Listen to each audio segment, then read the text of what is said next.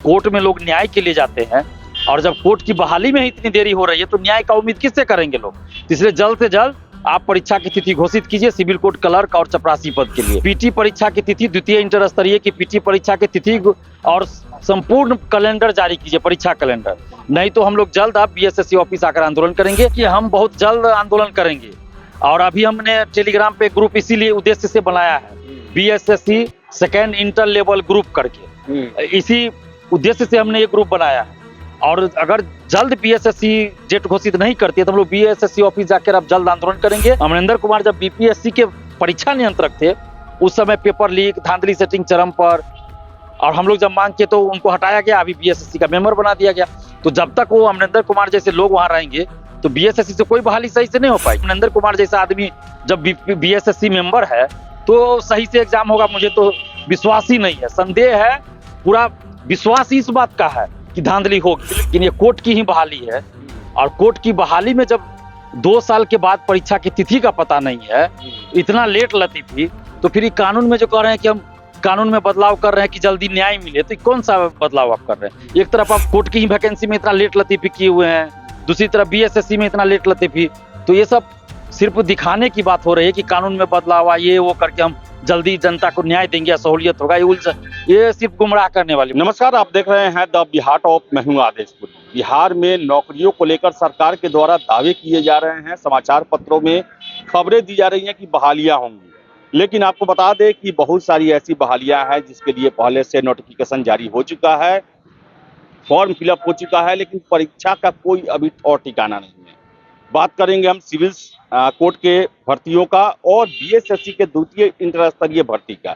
हमारे साथ हैं छात्र नेता दिलीप हैं, इन्हीं से बात करेंगे। दिलीप जी, पेपर में रोज निकल रहा है इतना बहाली उतना बहाली, नोटिफिकेशन 2 साल पहले आया, फॉर्म फिलअप हो गया सिविल कोर्ट का, परीक्षा का कोई ठौर ठिकाना नहीं है, उसी तरह बीएसएससी का है, क्या कहेंगे। देखिए, सिविल कोर्ट 4 पद के लिए वैकेंसी निकाली थी 2022 सितंबर में।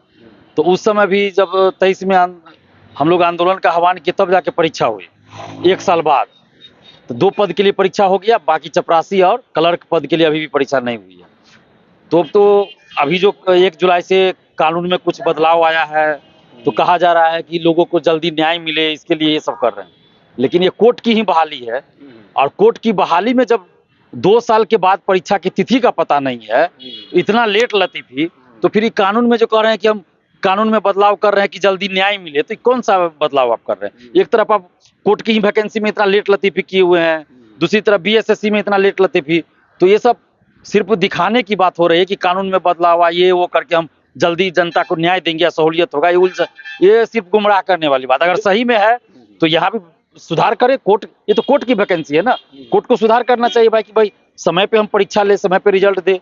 और क्या वजह है कि 2 साल होने जा रहा है और अभी तक आप परीक्षा की तिथि नहीं घोषित। जो अहम ज्यादा भीड़ है, जिस एग्जाम ऑर्डरली का है, फिर से क्लर्क का है, इसमें ही सबसे ज्यादा कैंडिडेट है और इसमें ही देरी की जा रही है। और इसी में माने कैंडिडेट भी ज्यादा है और इसी में परीक्षा में लेट लतीफी भी ज्यादा हो रही है। तो ये या तो 2 ही बात होगी ना, या तो ये जो बोर्ड है वो सक्षम नहीं है परीक्षा लेने में, या फिर कोई धांधली सेटिंग का खेल चल रहा है। 2 ही बात होगा, हम तो खुलेआम बोलते हैं, 2 ही बात हो रही है। नहीं तो फिर अगर सक्षम भी नहीं है तो 2 साल में कोई परीक्षा नहीं ले पाई, तो नहीं लगता है, तो जरूर कुछ गड़बड़ चल रही है। तो जो भी इस बोर्ड के अध्यक्ष हैं, मेंबर हैं, उनको सोचना चाहिए कि कोर्ट में लोग न्याय के लिए जाते हैं और जब कोर्ट की बहाली में ही इतनी देरी हो रही है तो न्याय का उम्मीद किससे करेंगे लोग। इसलिए जल्द से जल्द आप परीक्षा की तिथि घोषित कीजिए सिविल कोर्ट क्लर्क और चपरासी पद के लिए। अच्छा, ये बता रहे हैं कि सक्षम नहीं है, लेकिन सक्षम तो बीएसएससी है। द्वितीय इंटर स्तरीय नवंबर में फॉर्म फिलअप हुआ, आज तक कुछ भी नहीं, कोई सूचना तक नहीं परीक्षा कब होगा। क्या ये भी पंचवर्षीय योजना बनने जा रहा है। देखिए, पिछली बार तो 2014 में आई थी प्रथम इंटर स्तरीय, तो 8 साल में बहाली पूरी हुई। वो सबको पता है कि भाई हर चरण में उसके लिए हमको आंदोलन करना पड़ा, पुलिस की लाठी खाना पड़ा, जेल जाना पड़ा, कई बार घसीट करके हमको थाना ले जाया गया भरी ठंड में। तो 8 साल में तब पूरा हुआ, नहीं तो बहाली नहीं कैंसिल होने वाली थी। अब द्वितीय इंटर स्तरीय वैकेंसी 9 साल बाद आई, और उसमें भी देखिए अब 8 महीना 9 महीना के बाद अभी तक परीक्षा की तिथि घोषित नहीं हुई है। तो अब तो बीएसएससी से हम ये मांग कर रहे हैं कि आप जल्द से जल्द पीटी परीक्षा की तिथि, द्वितीय इंटर स्तरीय की पीटी परीक्षा की तिथि और संपूर्ण कैलेंडर जारी कीजिए, परीक्षा कैलेंडर। नहीं तो हम लोग जल्द अब बीएसएससी ऑफिस आकर आंदोलन करेंगे। और नीतीश कुमार जी से हमारी ये मांग है कि बीएसएससी का आप अस्थायी अध्यक्ष वाले नियुक्त कीजिए।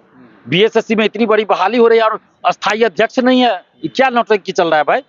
अब बीएसएससी सीजीएल 4 की वैकेंसी आने वाली है, अस्थायी अध्यक्ष नहीं है, तो किसी ईमानदार अधिकारी को, स्वच्छ छवि के अधिकारी को बीएसएससी का अस्थायी अध्यक्ष नियुक्त कीजिए और अमरिंदर कुमार को बीएसएससी से बाहर कीजिए। अमरिंदर कुमार जब बीपीएससी के परीक्षा नियंत्रक थे उस समय पेपर लीक, धांधली सेटिंग चरम पर, और हम लोग जब मांग किए तो उनको हटाया गया, अभी बीएसएससी का मेंबर बना दिया गया। तो जब तक वो अमरिंदर कुमार जैसे लोग वहां रहेंगे तो बीएसएससी से कोई बहाली सही से नहीं हो पाएगी, पेपर लीक होगा, धांधली सेटिंग होगी। दिलीप जी, बहुत सारे छात्र फोन करते हैं, मैसेज करते हैं कि बीएसएससी और खासकर इंटर स्तरीय का इतिहास रहा है कि जब तक दिलीप जी आंदोलन नहीं करते हैं वो एक कदम भी आगे नहीं बढ़ाती है। कब आंदोलन करने जा रहे हैं, कब डेट के लिए बीएसएससी दफ्तर पे आप धरना प्रदर्शन करने जा रहे हैं? देखिए, हम बहुत जल्द आंदोलन करेंगे और अभी हमने टेलीग्राम पे ग्रुप इसीलिए उद्देश्य से बनाया है, BSSC second inter level group करके, इसी उद्देश्य से हमने ये ग्रुप बनाया है। और अगर जल्द बीएसएससी डेट घोषित नहीं करती है तो हम लोग बीएसएससी ऑफिस जाकर अब जल्द आंदोलन करेंगे। अब ये अभ्यर्थी पे डिपेंड करता है कि अभ्यर्थी कितना जल्दी आंदोलन करना चाहते हैं, कितना जल्दी वो ग्रुप से जुड़ते हैं, कितना जल्दी यूनाइट होते हैं। तो जितने भी अभ्यर्थी हैं बीएसएससी सेकेंड इंटर लेवल के, हम सबसे आग्रह कर रहे हैं कि आप लोग इस टेलीग्राम ग्रुप को सर्च करके जुड़िए, या हमें फोन करके भी आप जुड़ सकते हैं। हमारा मोबाइल नंबर तो सबको पता है, फेसबुक ट्विटर सब जगह दिया हुआ है, फिर भी हम बोल देते हैं 7282005656। इस पे आप फोन करके हमसे जुड़िए और जल्द से जल्द आप लोगों से हम बात करके विचार विमर्श करके आंदोलन की डेट घोषित करेंगे और बीएसएससी ऑफिस जाके हम लोग आंदोलन जल्द करेंगे। 25 लाख कैंडिडेट इस परीक्षा में अप्लाई किए हैं दिलीप जी, इतना कैसे इग्नोर किया जा सकता है? 25 लाख संख्या होता है, इतना तो किसी बिहार के परीक्षा में कोई शामिल नहीं। अभी तक तो इतना ज्यादा फॉर्म भी नहीं भराया बिहार के किसी परीक्षा में। अभी तक ज्यादा 19 लाख की संख्या थी और ये इस बार 25 लाख कहा जा रहा है, हमको तो लगता है 27 लाख 28 लाख है। तो मान लेते हैं 25 लाख, ये तो बहुत बड़ी संख्या है। तो इसलिए अभ्यर्थियों को भी सोचना होगा, छात्र छात्राओं को सोचना होगा कि आप अपनी शक्ति को पहचानिए, पावर को पहचानिए। देरी का वजह क्या है दिलीप जी? देरी का वजह धांधली सेटिंग है सबसे पहला। कॉन्फिडेंस में कैसे? बिल्कुल हम कॉन्फिडेंस में इसलिए बोल रहे हैं क्योंकि आज तक इतिहास रहा है, पिछले 15 साल से देख लीजिए, कोई वैकेंसी बीएसएससी में सही से पूरा नहीं हुआ, या बीपीएससी हो या दरोगा हो, सब में खुलेआम धांधली से 80 से 90% सीट बेच दी जाती है। और प्रथम इंटर स्तरीय में बहुत ज्यादा हम लोग प्रेशर बनाए, आंदोलन करते रहे, तो उसमें धांधली कम हुई, बहुत कम, ना के बराबर। फिर भी उसमें भी हल्का फुल्का जरूर हुआ होगा, लेकिन बहुत कम हुआ और तब जाके वो बहाली पूरी हुई। लेकिन अभी फिर से देखिए शुरू हो गया। अमरिंदर कुमार जैसा आदमी जब बीएसएससी मेंबर है तो सही से एग्जाम होगा, मुझे तो विश्वास ही नहीं है, संदेह है। पूरा विश्वास इस बात का है कि धांधली होगी। दिलीप जी, कहा जा रहा है कि अमरिंदर कुमार जो है बहुत सालों तक बीपीएससी में रहे, बीएसएससी में इसलिए अस्थायी अध्यक्ष नहीं दिया गया है कि खुद अमरिंदर कुमार हैं, बड़े आयोग से वहां गए हुए हैं, वो अच्छे से संचालन कर सकते हैं। क्या यही वजह है कि अभी तक अस्थायी अध्यक्ष नहीं दिया गया है और एक तरह से इनडायरेक्टली अध्यक्ष का कार्य अमरिंदर कुमार? बिल्कुल यही बात है। वो अप्रत्यक्ष रूप से अमरिंदर कुमार ही बीएसएससी के अध्यक्ष हैं, वो सारा काम वही कर। जैसे बीपीएससी के जब वो परीक्षा नियंत्रक थे तो अध्यक्ष उस समय नाम के लिए था, अध्यक्ष नाम के लिए। जब शिशिर सिन्हा जी थे, अब तो गए थे बीपीएससी ऑफिस, तो अध्यक्ष शिशिर सिन्हा जी नाम के लिए थे, आरके महाजन भी नाम के लिए थे, सारा चीज यही करते थे। ये अमरिंदर कुमार का ही सब कुछ चलता था, मतलब जो चेयरमैन है वो रिमोट कंट्रोल से चलता है, यही समझ लीजिए।